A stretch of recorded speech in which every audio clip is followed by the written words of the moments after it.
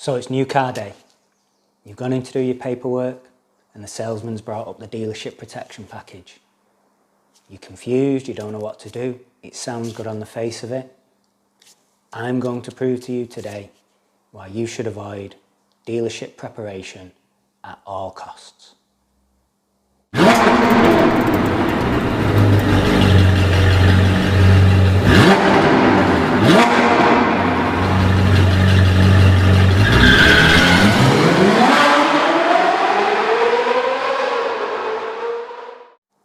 This isn't a smear campaign. This isn't me flexing, telling you that I'm the best, it's my way or the highway. This is going to be proof positive that there are certain unavoidable truths when it comes to long-term protection. And that can be summed up in one phrase. Preparation is king. Even the best long-term protection product on the market will be nothing more than average if it's applied improperly or over a poorly prepped surface. I'm going to be using this Porsche Taycan 4S to show you the way I prep the surfaces and I prep for long-term coatings. Your detailer may do it slightly differently, doesn't mean it's wrong. The point is he's going above and beyond anything else that will be done in-house in a dealership. So the 5 key surfaces that I'm going to be covering on this car are paint, glass, trim, wheels and leather. I'll leave it up to you to decide whether a dealership can do this quality of work in-house. They can't. And whether the quality of their products match ours. They don't. So let's get started.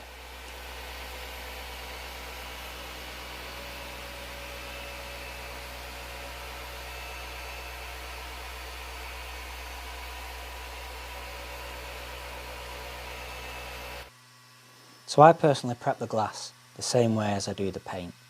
I use the same products and the same processes.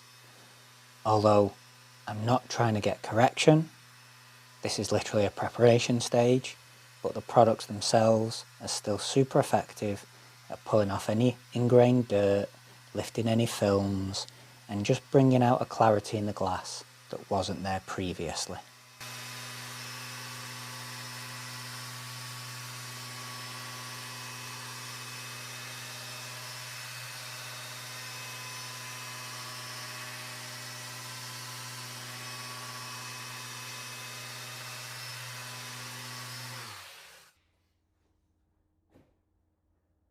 To prove the effectiveness of this method, I'm going to wipe over both halves of the glass. The half that I've polished, the half that I've not. And I'm going to use an O&R dampened cloth. And what you'll see between the two halves is the side that's been polished will be crystal clear. The other side that hasn't has got a very noticeable film that runs over it.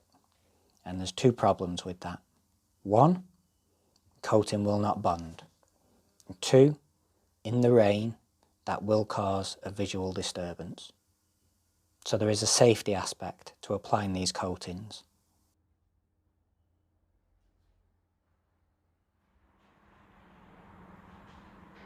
A quick inspection proves that a new car does not mean a perfect car. The marks you see in the lights here are holograms. Should we coat the paint without polishing it first, these would be coated over and you would never be able to polish them out again without removing the coating, rendering the coating pointless.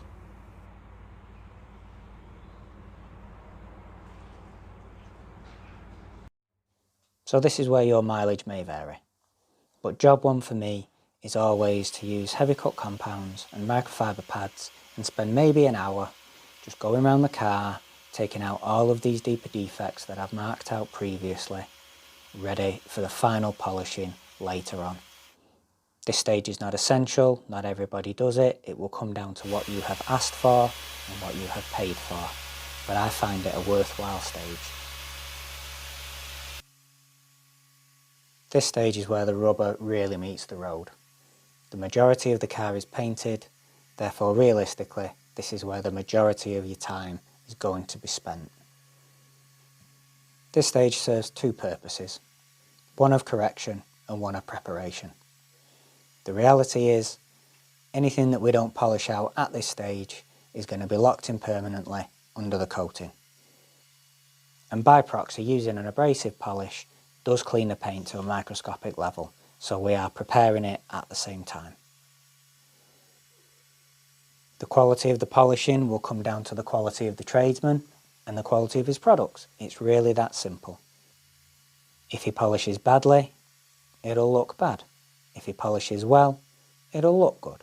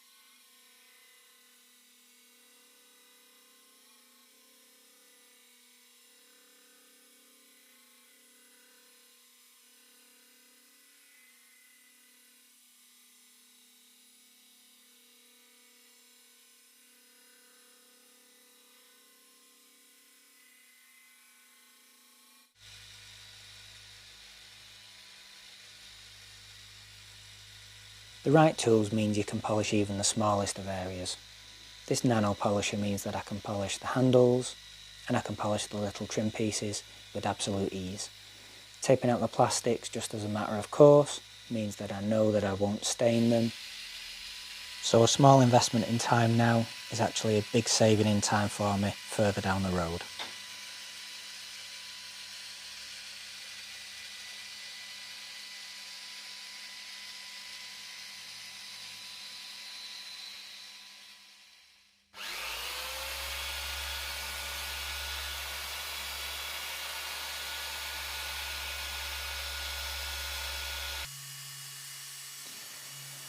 Oh man, these wheels were a pain.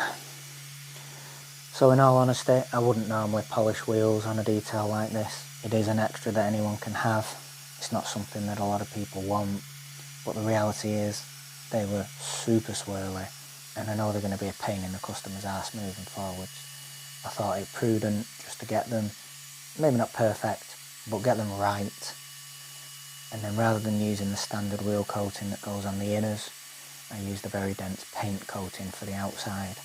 Anything I could do to minimise the swirls that the customer's going to create through general maintenance is going to be greatly appreciated his end, I think.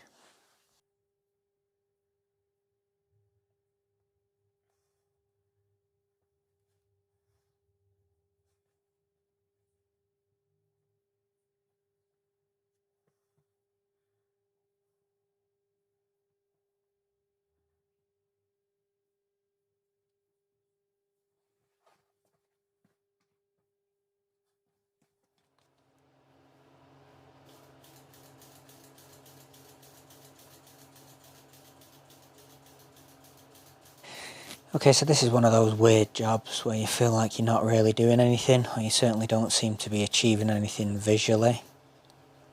But it's actually one of the most important jobs of the whole package. So this is a solvent panel wipe down. The idea is it will remove any of the polishing oils that may be left over after the machine work.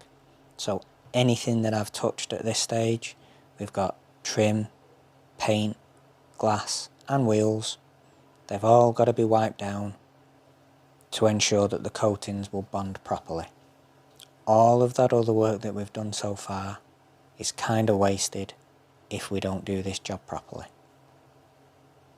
So I'm using a slow flash body grade panel wipe, which gives me some time to lay it down, let it do the work, and then pick up the remains. And then I'm using two very plush cloths that I know for sure will not induce any swirls or marring. This will pick up any of the oils that the panel wipe has lifted and all of the panel wipe that hasn't flashed off. Basically, a squeaky clean surface.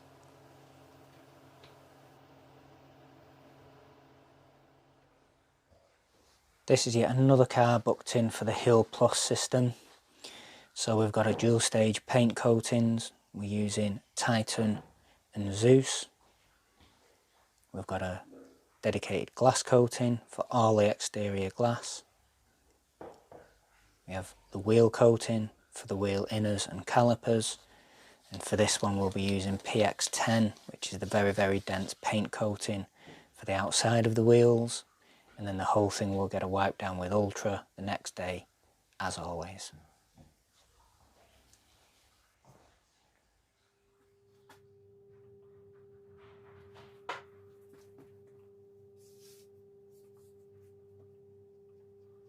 So glass first, and this is a trial coating that I've been testing for a little while now.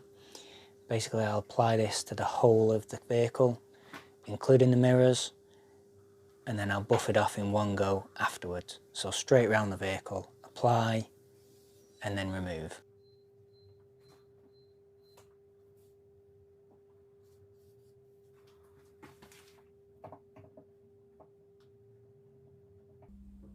Compulsory eyebrow check when doing the mirrors. Yep, perfect as always.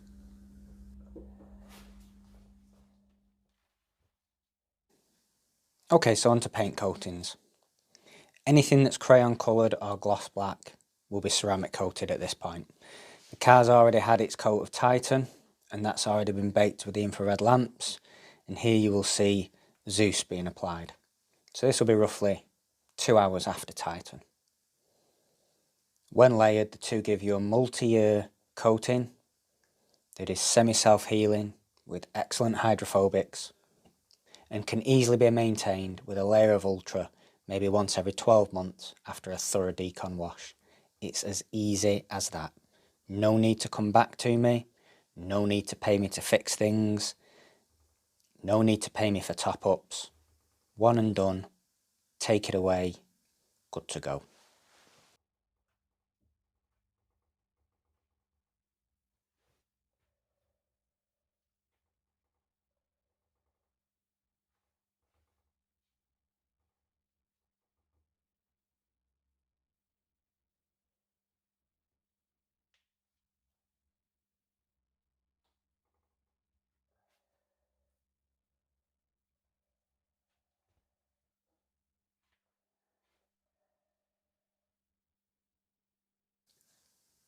Removal of the coating is super easy, effortless in fact, but it is crucial that we do this stage properly and in the right timing. The penalty for getting these stages wrong is far too steep.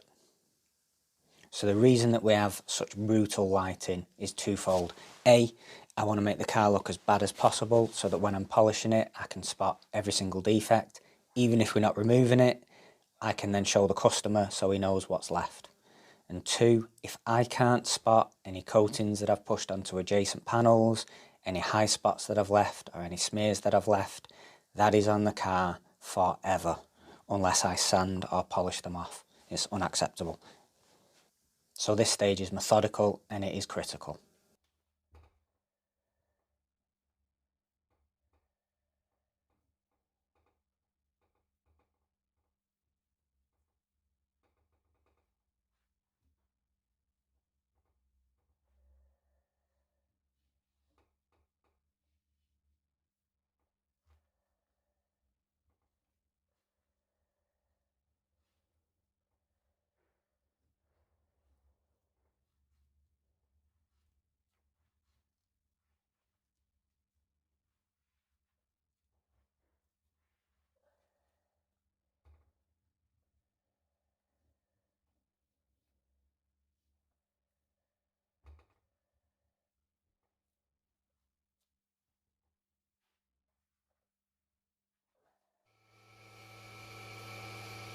This is a specialised rubber and plastic coating. It will stop the plastics from discolouring and reduce water spotting long term.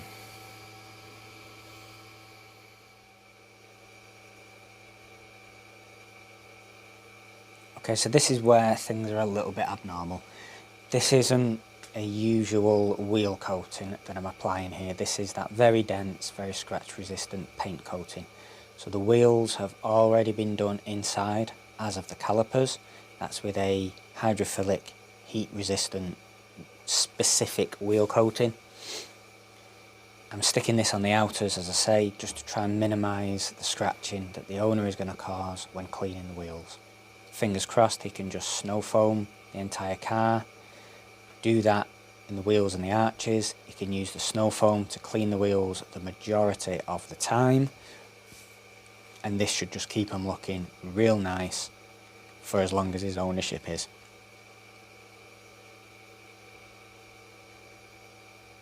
Product is called PX10.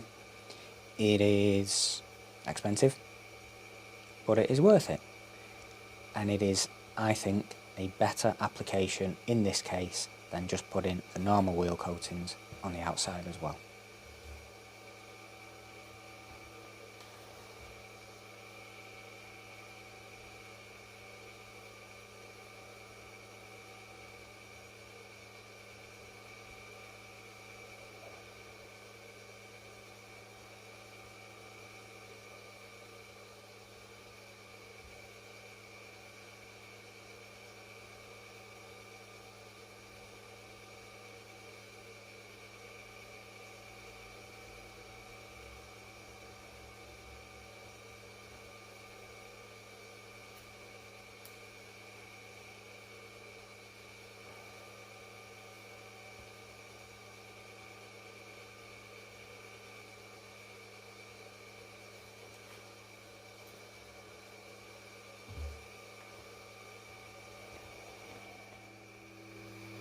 That weird robotic sound you heard before was not my voice, it was these infrared lamps.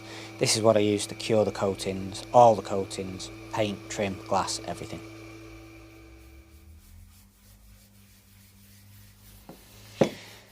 Leather next. This is probably where the biggest misnomer is in the general public. With a modern leather, there is no feeding or conditioning. If you think of leather like paint, it has actually been coloured, so painted and clear coated, so that's a protection that's been put on top. Conditioners cannot penetrate, conditioners cannot feed it, they will not make the leather more supple. That is not how a modern leather works.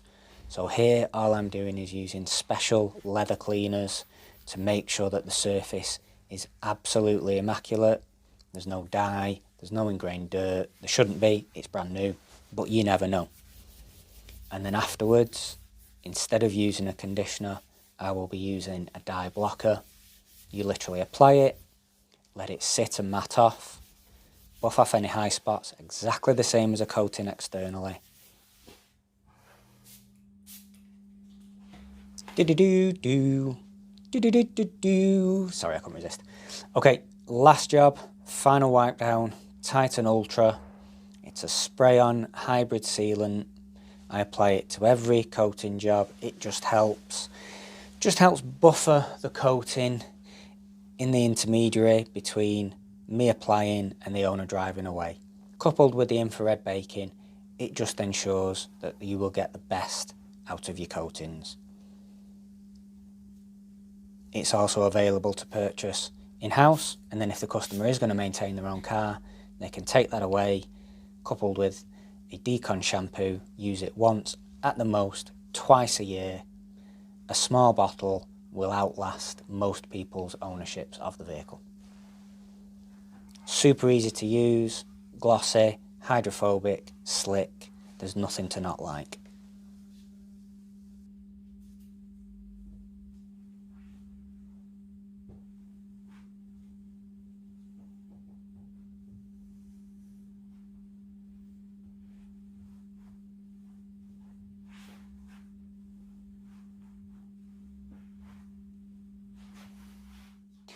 So that is it, job done. All surfaces treated, outside and inside. 3 days work total, pretty long days. I'm not a smoker, I'm not taking regular breaks. I'm probably over caffeinated, but I'm still working while I'm drinking the coffee because I'm over caffeinated. Now you have to ask yourself the question, what level of work are you getting from a dealer? How long are they going to spend? What tools do they have? And what products are they using? And then the question is not who is cheapest, but who gives you the best value for money. So the dealer wants, I don't know, 500, 600, 800. I've heard as much as 1,200 quid from a dealer. For similar monies, or maybe a little bit more depending on what it is that you want, somebody who is skilled, is passionate, somebody who is invested in the quality of the service because it is his only job, it is all that he does. Someone who has all the right tools, all the right products, is trained in all the right processes, or is it someone who's just selling you a thing after he's sold you something else? Some people say that they can't afford a detailer. I would say you can't afford to simply throw away hundreds or thousands of pounds. That's a different story. I urge you, pick up the phone, email or call your local detailer. If you have multiple, call them all. Ask them what they offer. Ask them what they can and will do for you. And then ask the dealer. In my opinion, it will be very obvious who knows more,